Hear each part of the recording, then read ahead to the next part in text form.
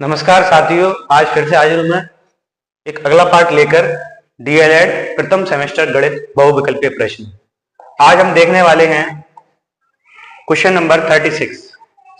चलिए देखते हैं। क्वेश्चन में दिया गया है 3/2 का गुणात्मक प्रतिलोम का मान है। हमारे पास एक संख्या दी गई है 3/2। 3/2 का गुणात्मक प्रतिलोम तो हम बाद में निकालेंगे, पहले ये समझेंगे गुणात्मक प्रतिलोम होता क्या है। देखिए, जैसे हमारे पास एक संख्या है a, अब हम इसमें कितने का गुणा करें जो इक्वल में 1 आ जाए। हमारे पास एक संख्या a, इसमें हम कितने का गुणा करें जो इक्वल में 1 आ जाए।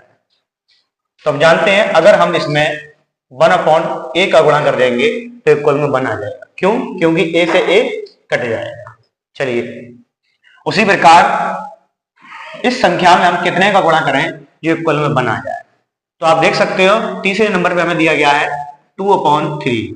जब हम 2/3 का इसमें गुणा करेंगे तो 2 से 2 कट जाएगा और 3 से 3 कट जाएगा और हमारे पास बचेगा 1। चलिए अगले क्वेश्चन की ओर आगे बढ़ते हैं।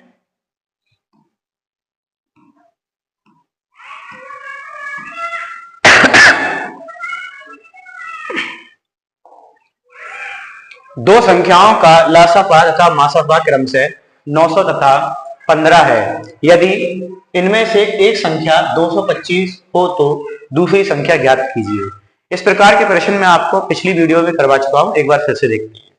देखिए, हमें यहां पर दिया गया है, पहले मैं समझूंगा उससे पहले कि a इंटू बी बराबर होता है आपका HCF into LCM। a into B से मतलब है दो संख्याओं का गुणनफल और HCF से मतलब है आपका मासापा और LCM से मतलब है आपका लासापा।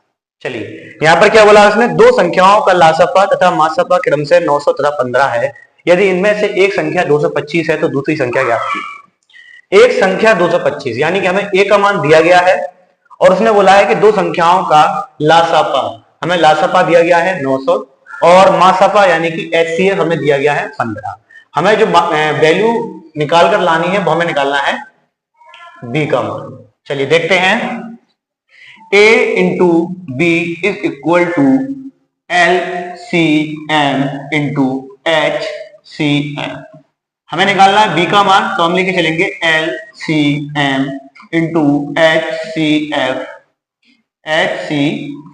Upon a। चलिए, LCM कितना हमारे पास, LCM हमारे पास 900, HCF हमारे पास 15 और A है हमारे पास 225। सबसे पहले हम ये जानते हैं, हम क्या जानते हैं कि अगर हम 15 का स्क्वायर करते हैं तो हमारे पास आता है 225। तो हम 15 से 225 को 15 टाइम्स काटेंगे और इस 15 से हम 900 को, सबसे पहले में 90 को 6 टाइम्स और 0 आपका एज इट इज रहेगा। जो हमारे पास निकल के आएगा b का मान वो निकल कर आएगा 60। तो आप देख सकते हो इसमें ऑप्शन है दा। चलिए बढ़ते हैं अगले प्रश्न की ओर।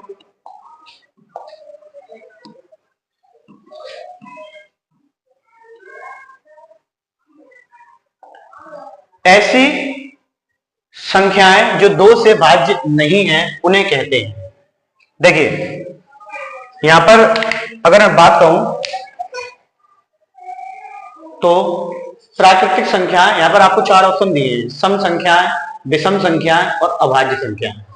प्राकृतिक संख्याएं वह होती हैं जिनको हम गिन सकते हैं। फॉर एग्जाम्पल 1 2 3 4 5 6 इस प्रकार की जितनी भी संख्याएं होती हैं वह सभी हमारी प्राकृतिक संख्याएं होती हैं। अब हम बात करें सम संख्याओं की, तो सम संख्याएं वह होती हैं आपकी जो 2 से पूर्ण रूप से डिवाइड होती हैं, जो 2 से पूर्ण रूप से कट जाती हैं, जिनको हम 2 से काट सकते हैं। जैसे आपकी 2 है, 4 है, 6 है, 8 है, 10 है, 12 है, इसी प्रकार की।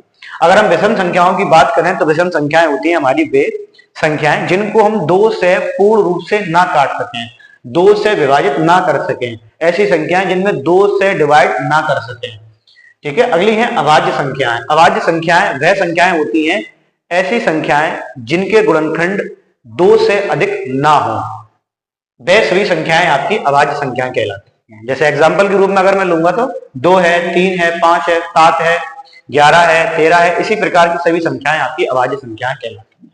यहाँ पर प्रश्न में मुझे एक छोटी सी त्रुटि दिख रही है कि अगर मैं ऐसा नहीं काट दूं तो ये प्रश्न हमारा सही हो जाएगा। ऐसी संख्याएं जो 2 से भाज्य हैं उन्हें कहते हैं।